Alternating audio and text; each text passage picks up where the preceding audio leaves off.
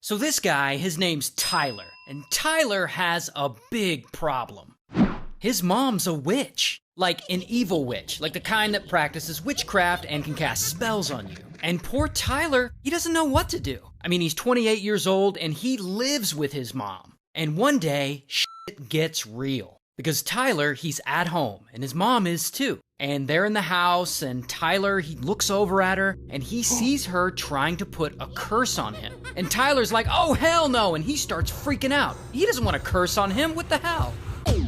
Okay, here's the thing about all this, though. Despite what Tyler thinks, Mom isn't really an evil witch who practices witchcraft. She's actually a nice, normal woman. Tyler just thinks she's a witch because he's dealing with severe mental illness. Regardless, he very strongly believes this. Not only that, he thinks it's up to him to take care of this problem. And so he goes and he grabs a hatchet from the other room, and he goes into the bedroom where Mom is, and suddenly, boom, he attacks her over and over again until he ends up unaliving her. Then, for whatever reason, he grabs Mom's little dog and he unalives the dog too.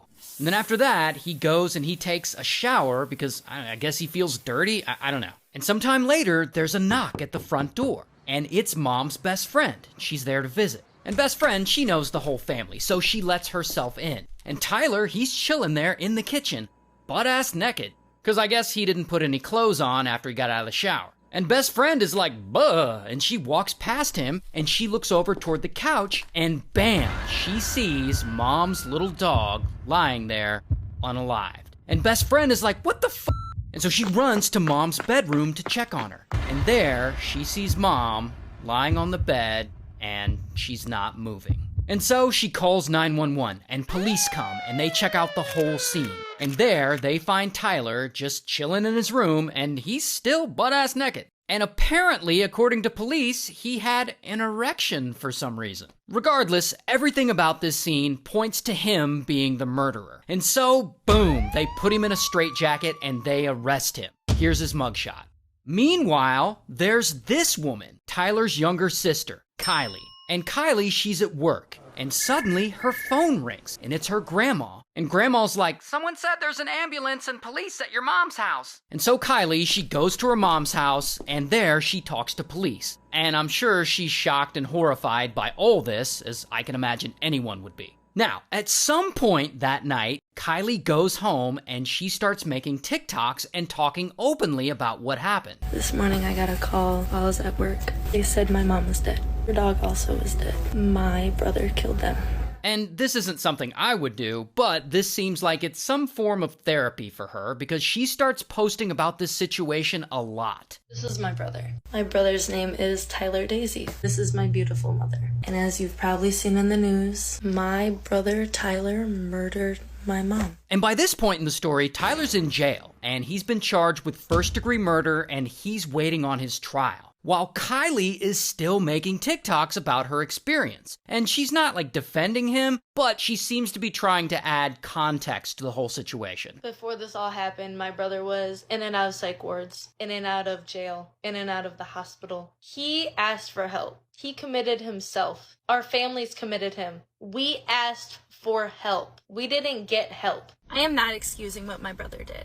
I am giving you facts of mental health problems in this world that need to change. And so yeah, Tyler clearly isn't well, and he's about to go to trial. So how is he gonna get out of this? Well, Tyler's defense team wants him to plead not guilty by reason of insanity, which an insanity plea seems like a strong strategic move here. But in order to do that, they have to get Tyler evaluated to see if he's competent to stand trial. And Kylie makes TikToks about all this. More updates are coming soon because today he does have a competency test, and I will be going to that. And she agrees, yeah, he's too far gone to stand trial. Regardless, they do the competency test on Tyler, and surprisingly, he passes. And Kylie hears this, and she's like, what the f***?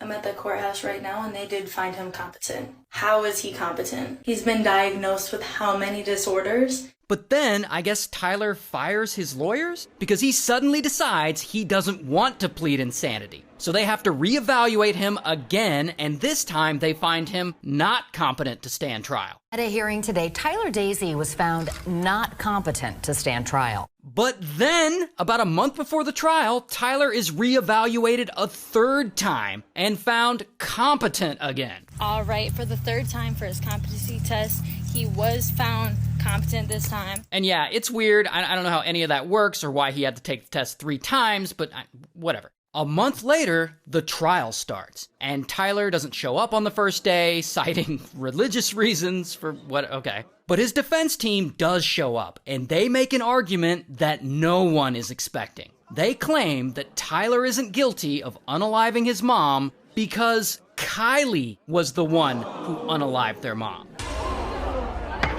Silence in the court! Which is bullshit and absurd because she wasn't even at the house at that time. Like, she was at work. Secondly is that they are trying to now say that I did this. And at the end of the day, this does hurt. But anyway, as the trial goes on, Kylie continues to post videos. It was the second day of trial today. With that being said, Tyler, again, was not present. I'm going to be honest that this is really hard, and it's hard to be strong as much as I try to be. Now, during this trial, the defense is still trying to pin it on her. And as evidence, they're playing clips of her while she was at the police station that day, and she's like laughing. Is there anything else on you that I should know about? Like just phone and...